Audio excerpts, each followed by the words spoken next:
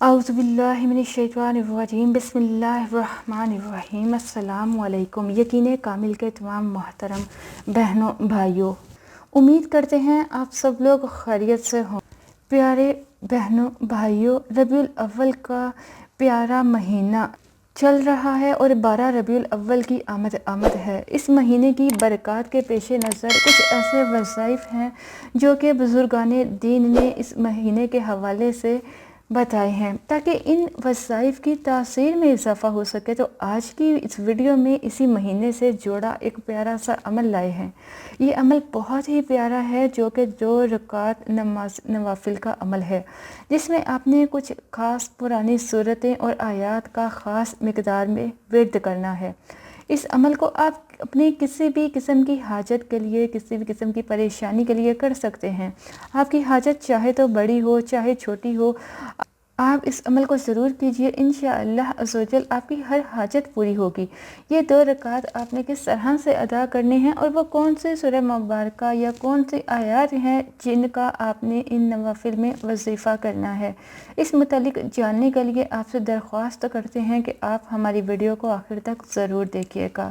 اگر آپ نے ہمارے چینل کو سبسکرائب نہیں کیا تو آپ ابھی ہمارے چینل کو سبسکرائب کر دیجئے اور ساتھ لگے بیل کے بٹن کو بھی دبا دیجیے گا تاکہ آپ کو ہماری آئندہ اپلوڈ ہونے والی ویڈیوز کا نوٹیفیکیشن بر وقت ملتا رہے۔ پیارے بھائیوں بہنوں، اللہ کی ذات قادر مطلق ذات ہے اور اللہ کی ذات بہت ہی رحیم و کریم ہے۔ جو کوئی اللہ تبارک تعالیٰ کے ساتھ معاملہ کرتا ہے، اللہ تبارک تعالیٰ اس کے ضرور اعانت فرماتا ہے۔ حدیث پاک کا مفہوم ہے کہ بندہ اللہ کے ساتھ جیسا گمان رکھتا ہے، اللہ تبارک تعالیٰ اس کے ساتھ ویسا ہی معاملہ کرتا ہے۔ لیکن محترم بھائیوں بہنوں، آج کے مسلمان کا اللہ تبارک تعالیٰ پر جو یقین ہے، اس کا متعلق تو ہر کوئی بہتر جانتا ہے کہ اللہ پر ہمارا یقین کم ہے اور ظاہری اسباب کچھ زیادہ ہیں۔ ہم اللہ کی طرف اس وقت رجوع کرتے ہیں جب ساری راہیں مسدود ہو جاتی ہیں، جب کوئی راستہ ہمیں نظر نہیں آتا، تب ہم اللہ کو یاد کرتے ہیں۔ حالانکہ مسلمان کا شیوا تو یہ ہے کہ وہ اپنے ہر معاملے میں اللہ سے التجا کرے اور اپنی ہر حاجت کو اللہ تبارک تعالیٰ کے سامنے رکھے، جیسا کہ صحابہ کرام رضی اللہ تعالیٰ عنہ کی زندگیوں سے ثابت ہوتا ہے۔ آج ہم آپ کو ایسا ہی ایک عمل بتانے والے ہیں جس کے ذریعے آپ اللہ تبارک تعالیٰ سے اپنی حاجات مانگ سکتے ہیں اور جس کے ذریعے آپ اللہ تبارک تعالیٰ سے اپنی حاجات پوری کروا سکتے ہیں، اپنی پریشانیوں کا حل نکلوا سکتے ہیں۔ اور یہ ایک ایسا مجرب عمل ہے کہ جس کی برکت سے اللہ تبارک تعالیٰ آپ کی ہر حاجت کو پورا فرمائیں گے، آپ کی ہر پریشانی کو دور فرمائیں گے۔ یہ اکابرین کا بہت ہی آزمودہ عمل ہے۔ تو محترم بھائیوں بہنوں، اب آئیے چلتے ہیں اس عمل کی جانب کہ آپ نے اس عمل کو کس طرح سے کرنا ہے۔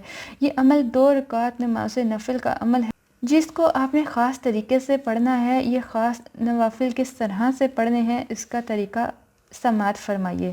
آپ نے 2 رکعت نماز نوافل صلاۃ الحاجات کی نیت سے شروع کرنے ہیں اور پھر ہر رکعت میں آپ نے سورہ فاتحہ کے بعد 11 مرتبہ سورہ کوثر اور 11 ہی مرتبہ آپ نے سورہ اخلاص پڑھنے ہیں، اور ہر رکعت کے سجدے میں آپ نے سورہ غافل جو کہ 24ویں پارے کی سورہ مبارکہ ہے، اس کی آیت نمبر آپ نے 44 کو آپ نے 11 مرتبہ پڑھنا ہے۔ یہ آیت آپ سامنے سکرین پر بھی دیکھ سکتے ہو، اور وہ آیت ہے وَأُفَوِّضُ أَمْرِي إِلَّا اللَّهِ إِنَّ اللَّهَ بَصِيرٌ بِالْعِبَادِ۔ ترجمہ سماعت فرمائیے، اور میں اپنا کام اللہ کے سپرد کرتا ہوں، بے شک اللہ بندوں کو دیکھنے والا ہے۔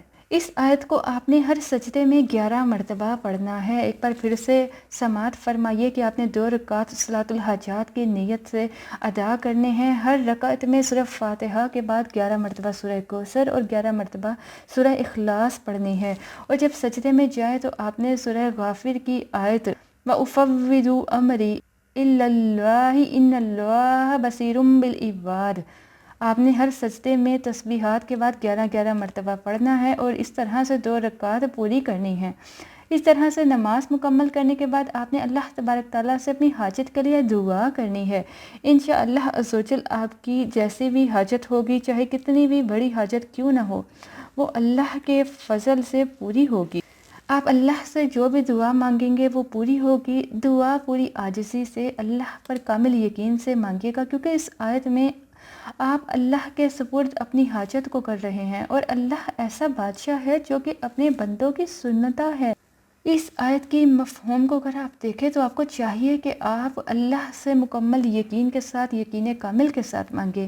اس آیت کی مختصر تفسیر بتا دیتی ہوں کہ کیسے اللہ تبارک تعالیٰ ان کی مدد کرتا ہے جو اللہ پر اعتماد کرتے ہیں۔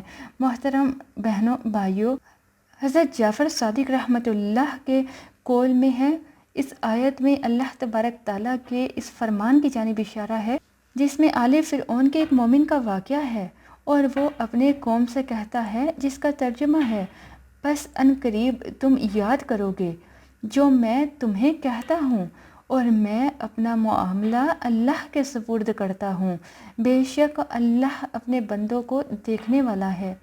تو اللہ نے اسے ان کی چلی ہوئی چال بازیوں سے بچا لیا اور آل فرعون کو سخت عذاب میں پکڑا۔ سورہ غافر آیت 44 اور 45 میں آپ دیکھ سکتے ہیں۔ شیخ محمد امین شنقیطی رحمۃ اللہ کہتے ہیں، اس آیت کریمہ میں اللہ تبارک تعالیٰ کا فرمان ہے، اور میں اپنا معاملہ اللہ کے سپرد کرتا ہوں، بے شک اللہ اپنے بندوں کو دیکھنے والا ہے۔ تو اللہ نے اسے ان کی چلی ہوئی چال بازیوں سے بچا لیا۔ آیت کی دلیل ہے کہ اللہ تبارک تعالیٰ پر سچا توکل، معاملات اللہ کے سپرد کر دینا، تمام قسم کے نقصانات سے تحفظ اور بچاؤ کا ذریعہ ہے۔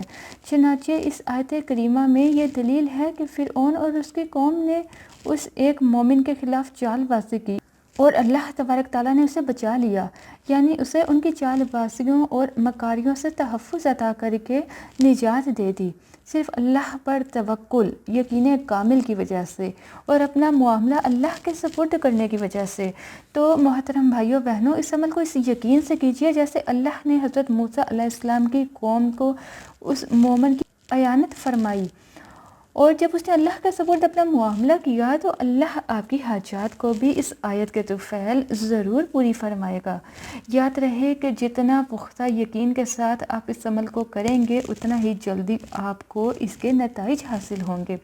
اس عمل کو آپ نے ربیع الاول کے اس مہینے میں کرنا ہے، اگرچہ آپ اس کو اس مہینے کے علاوہ بھی کر سکتے ہیں، چونکہ اس مہینے میں اس سے بتلایا گیا ہے، تو اس لیے آپ اس کو اسی مہینے میں ضرور کیجیے گا۔ آپ خاص کر 12 ربیع الاول کو 2 رکعت نوافل ادا کر لیجیے گا۔ محترم بھائیوں بہنوں، ہمارے پیارے آقا حضرت محمد مصطفیٰ صلی اللہ علیہ وآلہ وسلم نے یہ درس دیا ہے کہ اگر تمہاری جوتی کا تسمہ بھی ٹوٹ جائے تو وہ بھی اللہ کی ذات سے مانگ، اور پھر مانگنے کے لیے مختلف دعائیں بھی سکھلا گئے۔ اس لیے ہمیں چاہیے کہ ہم ان دعاؤں کو یاد کریں اور ان دعاؤں کے ذریعے سے اللہ سے مانگیں۔ حدیث نبوی صلی اللہ علیہ وآلہ وسلم میں بھی صلاۃ الحاجات کی دعا موجود ہے۔ حدیث میں صلاۃ الحاجات کا طریقہ عام نماز ہے، لیکن اس کی دعا الگ سے بتلائی ہے، جبکہ اکابرین نے صلاۃ الحاجات کی نماز کے مختلف طریقے بتائے ہیں جو کہ انہوں نے آزمائے ہیں اور آزمانے کے بعد عام مسلمان کو بتائے، تاکہ وہ بھی ان اعمال کی برکات سے فیض یاب ہو سکیں۔ آج کا ہمارا عمل بھی انہی اعمال میں سے ایک عمل پر ہے۔ یہ بہت مجرب عمل ہے، اس کو خود بھی کیجیے اور اسے اپنے دوستوں احباب کے ساتھ بھی شیئر کیجیے گا۔ محترم بھائیوں بہنوں، ہم امید کرتے ہیں کہ آپ کو ہماری آج کی ویڈیو پسند آئی ہوگی۔ اگر آپ کو ہماری آج کی ویڈیو پسند آئی ہے تو ہم آپ سے گزارش کرتے ہیں کہ آپ ہمارے چینل یقین کامل کو ضرور سبسکرائب کر دیجیے، اور ساتھ لگے بیل کے بٹن کو بھی پریس کر دیجیے گا، تاکہ آپ کے پاس ہماری آنے والی مزید معلوماتی ویڈیوز کا نوٹیفیکیشن بر وقت ملتا رہے۔ اپنی قیمتی رائے کا اظہار بھی کمنٹ باکس میں ضرور کیجیے گا۔ محترم سامعین، ہم یہ واقعات اور معلومات آپ تک پہنچانے میں بہت احتیاط سے کام لیتے ہیں، اس کے تصدیق شدہ ہونے پر توجہ دیتے ہیں۔ اگر کسی جگہ آپ کو شریعت یا حقیقت کے خلاف محسوس ہو تو ہمیں فوراً کمنٹ کے ذریعے آپ آگاہ کر سکتے ہیں۔ اگر آپ کو ہمارے کام میں ہمارے بتانے میں کچھ اچھا لگے تب بھی آپ کمنٹ باکس میں ضرور بتائیے گا، تاکہ اس سے ہماری داد رسی ہو۔ اور ہم امید کرتے ہیں کہ آپ لوگوں کو ہمارے وظائف پسند آ رہے ہوں گے۔ آپ ہماری ویڈیوز کو لائک بھی کیجیے گا، اور وہ لوگ جو ہمیں پہلی بار سن رہے ہیں، پہلی بار دیکھ رہے ہیں، ان سے ریکویسٹ کرنا چاہتے ہیں کہ آپ ہمارے چینل یقین کامل کو ضرور سبسکرائب کر لیجئے تاکہ ہم آپ کے ساتھ ایسی معلوماتی ویڈیوز شیئر کرتے رہیں۔